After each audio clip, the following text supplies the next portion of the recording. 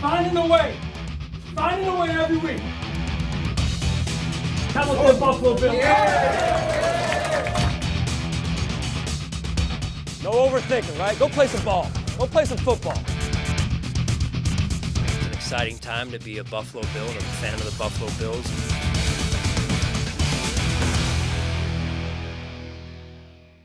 Hey everybody, welcome to the Sean McDermott Show. We're already coaching week number 6. We're presented by Kaleida Health. Thanks everybody at home for joining us. Thanks for giving us some time, Coach. Tough loss, 25-20, going overseas to play the Jaguars. Slow start on offense really kind of dictated the way that first half went. But what was your message to your team as you get things turned around from last Sunday? Well, I just think we got to get back to being who we are. It's good to be able to come home and sleep in our own beds again, and that was uncharacteristic of our football team to some extent. We do need to find a better rhythm, more consistent rhythm on offense early in the game in particular, and yet at the same time play a more complete game overall. Well, Vaughn got his season debut. He came in, had his first game since Thanksgiving of last year. You kind of had to, little pins and needles for fans watching because you want the best for him, but you don't know how it's going to go. He was clearly on a pitch count. How great was it, though, to have him back out there and to see him come through it scot-free? Well, I believe it's the start of something, right? It's the start of being able to have him back out there and seeing where he's going to go this season. He's an elite player. We got to get him back to where he was before the injury, and that's going to take some time, but if anybody can do it, Vaughn can. Yeah, well, early on in that game, it was panic time for fans at home. Matt Milano goes down. Daquan Jones went down. Dorian Dodson came in, combined for 9 tackles. You're already missing Tre'Davious, Breaker Soap. The list goes on. But A.J. Epinesa had 2 sacks. He had 3 batted passes, had a sack, strip, fumble. How impressed were you with the resiliency of the guys on your defensive squad to come in, hold that team to 25 points with all of that going on? Well, if you go back early in the fourth quarter, somewhere in the fourth quarter, maybe 8 minutes ago, it was 11 points. Right. And then I think we just wore down, right? Yeah. And through the course of, I think it was close to 88 plays, the guys played, reduced numbers out there, as you mentioned. But having said all that, we got to get the stops we need when we need them, and we didn't get them enough. Yeah, and now that you're a defensive coordinator, you got to deal with this not just from a big picture standpoint. You got to get down to the nuts and bolts of getting guys in there, taking care of the rotation. A new linebacker to start the season. Now you lose 2 All-Pros to injury for the season. Everybody deals with injuries, but how have the constant personnel changes at this point now over the last couple of weeks in particular, that changes your view going forward? Well, it does. It affects flow. It affects kind of what your options are. Right. I've heard a great story lately of having, a deep rotation where you got options, right? And so when you have some attrition through injury, you lose some of your options. Right. Having said that, it's time for someone to step up to next man up approach. You lead the league with 21 sacks. Leonard Floyd's got 5.5. Ed's got 4.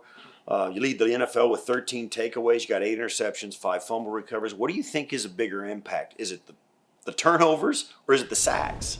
I think they go hand in hand, and sometimes sacks lead to takeaways, right? So anytime you're affecting the quarterback or putting pressure on an offense, good things happen, in particular takeaways. Yeah, you look at the statistics. Josh had a pretty good day, 27 of 40, 359, 2 touchdowns, had the interception, but he had a 102 rating. He started slow, but they finally got hot a little bit late. He made some nice throws, some deep throws to Diggs. How does the London game count as one of those performances where Josh didn't play bad, but he bounced, but the offense seems to bounce back after they have an off week like that? And then your losses characteristically have been like 1-score losses. How do you, right.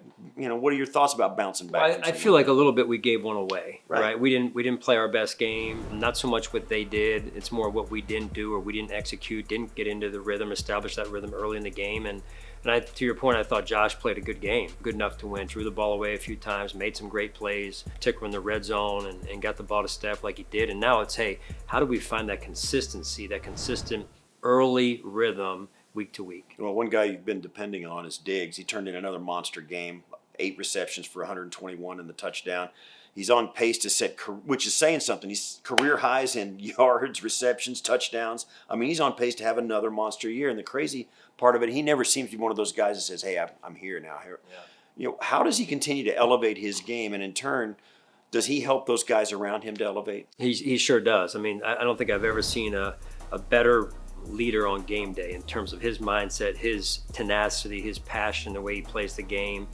And his mindset, even off the field, is like, hey, his just hunger to be the best that he can be or become is just unending. And I love that about him. One thing about that this London game showed us once again is that even when you don't play your best, this Bills team is a tough out. You didn't play your best, injuries everywhere. You were still in it right till the end. It was a one-score game, even at the end of it. Your players never gave up.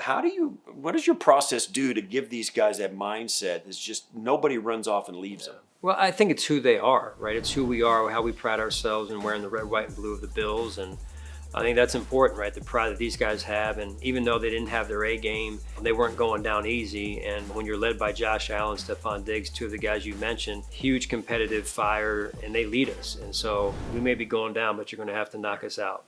Yeah, well, here we are back in the States now. You knew it was going to be a weird week, upside down schedule. Even if you went early, it was going to be different. And if you go in late, it was different.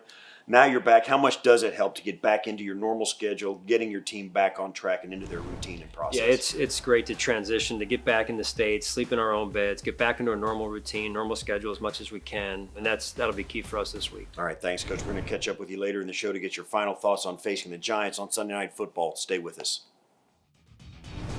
The Game Plan is presented by Energy Mark. Trust Energy Mark for renewable energy supply. When we come back, Eric Wood and I break down the tape from the game in London, plus take a look behind the scenes of the new Highmark Stadium built for Buffalo. Chopping Wood is presented by St. Bonaventure University, an official education partner of the Buffalo Bills. Welcome back to the Sean McDermott Show, and it's time now to look back at the tape with our good buddy Eric Wood. The Bills got off to a really slow start, but still had a shot at the end. What stood out to you? Yeah, the Bills had a hard time getting their offense going early in this game. They just couldn't find a rhythm. They punt on their first 4 possessions of the game. They get that score right before the half, and then when the game was on the line, they got that vertical passing game going, and they fought to get back in this game, ultimately came up short. But we're going to see some nice concepts, especially down the field to Diggs, to Davis, and then the one late to Hardy. Well, let's start with the touchdown to Diggs. This was from 15 yards out. Great route by Diggs and a great throw by Josh. Yeah, I believe this was the one that we could hear in the mics, like a LeBron James check. So I don't know what that means other than touchdown. But on the outside, Tyson Campbell, he tries a two-handed jam on Diggs, who's one-on-one on the outside, and Diggs just completely leaves him in the dust. It's a single high look, so there's no safety over the top, and Josh holds him in the middle of the field. And this is an awesome throw and catch. You rarely see guys get as much separation as Diggs does in the red zone when everything gets real tight. Let's fast forward to the second half now, and Josh found Diggs for the longest play of the game. This one also came on 1st and 10. How did they dial this one up?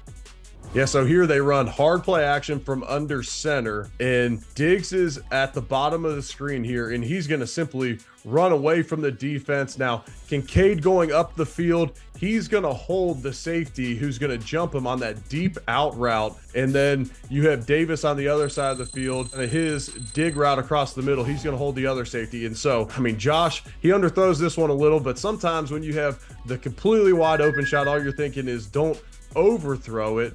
But here it looked like they could have had a 90-yard touchdown. Yeah, and then in the fourth quarter, the Bills were backed up following a holding penalty, and Josh found Gabe Davis for 24 yards on 1st and 20. What did you see here?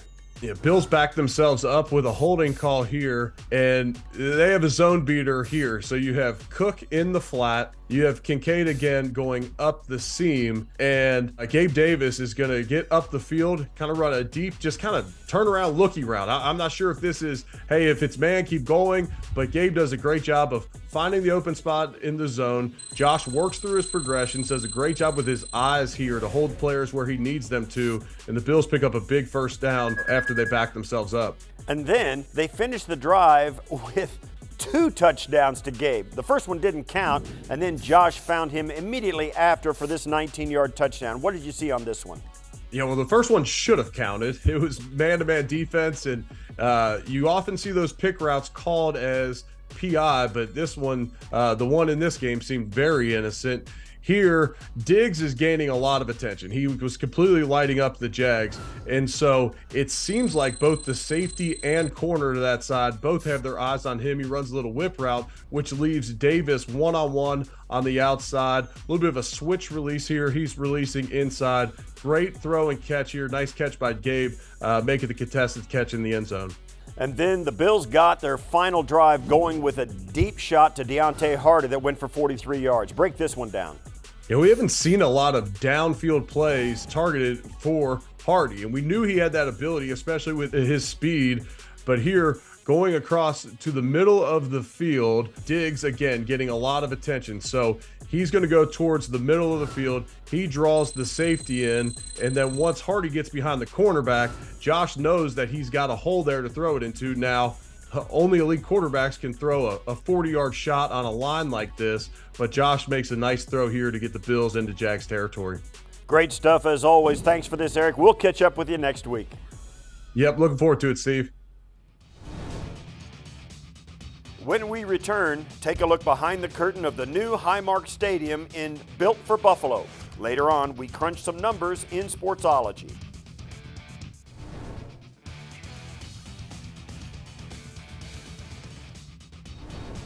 Last week, the Buffalo Bills played their first game ever at Tottenham Hotspur Stadium in London. Now we take a behind-the-scenes look at how that stadium will factor into a one-of-a-kind experience at new Highmark Stadium built for Buffalo. We learned a lot from obviously football stadiums, but we went to soccer facilities, research into colleges, that this doesn't need to be a SoFi scale building. So we were looking in different areas, but there was a lot of that, a lot of meeting with people, newer stadium, what'd you get wrong? That was one of the first things that we would ask, what would you do over? In our travels, we were at a stadium and Terry commented on the fact that in one of the levels, you could not see the scoreboard. If there was a punt, you couldn't see the punt. Right. And specifically said, I don't want this in our new stadium. So sightlines have definitely been a conversation. For the two of us, that was kind of the starting point, the jumping off point. People always ask, are you modeled after a stadium in particular? And I would say Tottenham is obviously the one that, was the first stadium we visited on those tours. The attention to detail in construction and the cleanliness and quality and craftsmanship. No matter where you sat in the stadium, you had an unbelievable view of the pitch. And at one point, Terry actually wanted to go out and said, show me the worst seat in the place, the highest seat, corner, whatever. I got this idea from Garth Brooks. I read that when he used to have a concert, he would go sit the furthest fan away because he wanted to communicate with that fan during the concert. So I went and sat in the three worst seats supposedly in the stadium, and I thought they were great seats. Very impressive, and that we hope to outdo it, to be completely honest. Our design is unique in that it took a lot of different aspects of different facilities that we saw. We tried to mold that and bring that together into something that is truly Buffalo. They're going to feel the vibe in our new stadium, trust me.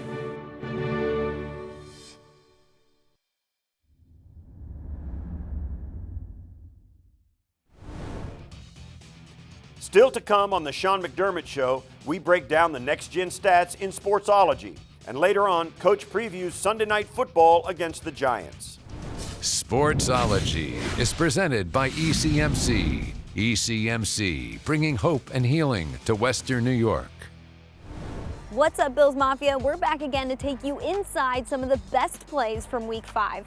From the wide receivers to the defensive line, here are a few of the most jaw-dropping stats. Gabe Davis is next level near the sidelines. His 29-yard toe-tapping sideline reception that happened in the fourth quarter had a completion probability of 12.1%. That catch has been the most improbable reception of the season per Next Gen Stats. AJ Epinesa has been on a heater. The young buck generated 4 quarterback pressures, a turnover caused by pressure, 2 sacks, and 3 passes defensed in Week 5. He's got quick feet as 2 of those pressures occurred in less than 2.5 seconds. The vet, Leonard Floyd, is playing at a high level to start his Bills career as he only trails Cowboys star pass rusher Micah Parsons in pressure rate this season, with an astounding 25.4% of his rushes resulting in a quarterback pressure. Floyd has also averaged the 5th quickest pass rush get-off this season with 0.72 seconds. Don't call him old. We're looking forward to seeing more of Davis's toe-tapping grabs and game-changing pressure from the defensive line in Week 6. When we come back, Chris Brown and Maddy Glab preview Sunday Night Football in Orchard Park against the Giants. Plus, Coach previews what it will take to get the win on Sunday. Game Preview is presented by Independent Health. You deserve the red shirt treatment. Welcome into this week's game preview. Maddy Glab alongside of Chris Brown. And Chris, just a week after Tre'Davious White went down for the season due to a torn Achilles, the Bills suffered 2 more injuries with Matt Milano and Daquan Jones. They're both on injured reserve right now, but Sean McDermott said he's not closing the door on a potential return for the season, but losing all 3 of those guys is gonna hurt. We know this team has a lot of talent on both sides of the ball, but those are 3 important players. So how do the Bills begin to fill the void? Yeah, I mean, I think they're going to be okay at defensive tackle. Brandon Beane set up the roster with depth that's proven. Starters in this league. Poona Ford would start on 12 or 14 other teams in football, so he just rolls into that rotation and off they go. Linebacker's a little different. You got younger, less experienced players, but I think they can kind of triage that situation. Corner is the concern because not only did you lose White, but you've got 2 other guys beat up in Dane Jackson with a foot injury and Christian Benford who's trying to come back from a shoulder injury. Right. That's going to be a little tougher to manage. Yeah, we'll see how the Bills can begin to fill that void. We know it's going to be longer than just one game, that they're going to have to find those right players to fit in those right spots.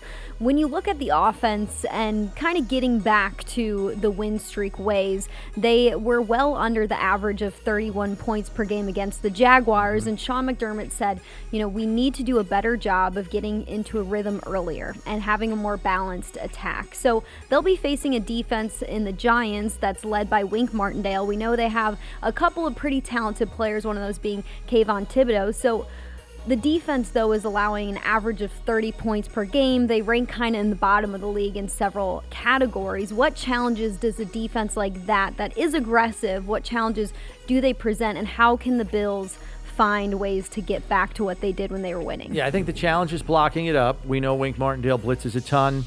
The interesting thing is, even though he's blitzed at the 2nd highest rate in the league at almost 45%, they don't get home enough.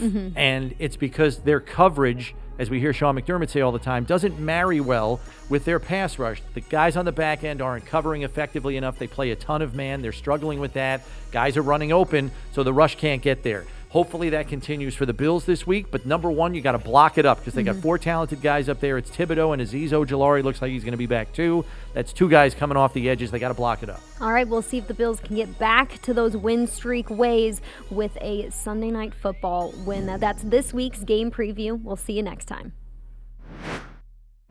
Coach, you're back at home against the 1-4 Giants. They're coming off a 31-16 loss to the Miami Dolphins. Their offense has struggled a little bit at the start of the year, but you know a lot of coaches over there, Brian Daboll, Joe Shane, who built that roster, a lot of former Bills over there, and a lot of coaches that you know as well. What do you expect to see from this team? What kind of atmosphere does it present for you and your staff knowing those guys over there and them knowing you? Well, we're going to get their A game, right? Right. That's how this works when you go up against kind of your former team in some ways. And we have a lot of respect for them. Coach Daboll's done a great job, earned that job, had 10 wins last year. Joe Shane, the same thing. I mean, he earned that job, and he did a great job for us here in Buffalo in the years he was here. And we're just very supportive of them and what they're trying to get done. But at the same time, now we play each other. So, we've got to have a great week of practice and get ourselves ready to go for Sunday night. You were just on Sunday Night Football a year ago. Last year, you beat the Packers in front of a great crowd. How does Sunday Night Football atmosphere here in Orchard Park compare to other primetime environments? You know it's going to be a special night. It will be. And what I mentioned the other day after the Miami game, the jet engines comparison and how loud it was, that's what we expect this game. Well, Wink Martindale, their defensive coordinator, is known to blitz a ton. And you, as a defensive coordinator, you know what that's, you have to do that sometimes, but some guys have that philosophy, some don't. They had a 102-yard pick six on Tua this past week. I mean, they make some things happen defensively because they attack. How do you prepare your offense to face an aggressive defense like what you will see against the Giants? Well, I think overall, when you're younger, going through it with a younger quarterback, and it's the first time he's seen it, and then you get around a little bit more and you start to say, hey, this is what you got to do to counteract their ability to attack you. And so you got to take care of the ball, number one, not panic, stay poised, know where your answers are, and move on to the next play. All right, thanks, Coach. Good luck this week against the Giants. And for you at home, thanks for watching us. This has been the Sean McDermott Show, presented by Kaleida Health. We'll see you next week, and as always, go Bills. Final Thoughts is presented by Toyota. Toyota is the exclusive and official vehicle of the Buffalo Bills. Toyota, let's go places. The Sean McDermott Show is presented by Kaleida Health, the official healthcare provider of the Buffalo Bills. By Connors and Ferris, your workers' comp attorneys. Call 716-684-COMP today. By Toyota. Toyota is the exclusive and official vehicle of the Buffalo Bills. Toyota, let's go places. And by Independent Health. You deserve the red shirt treatment.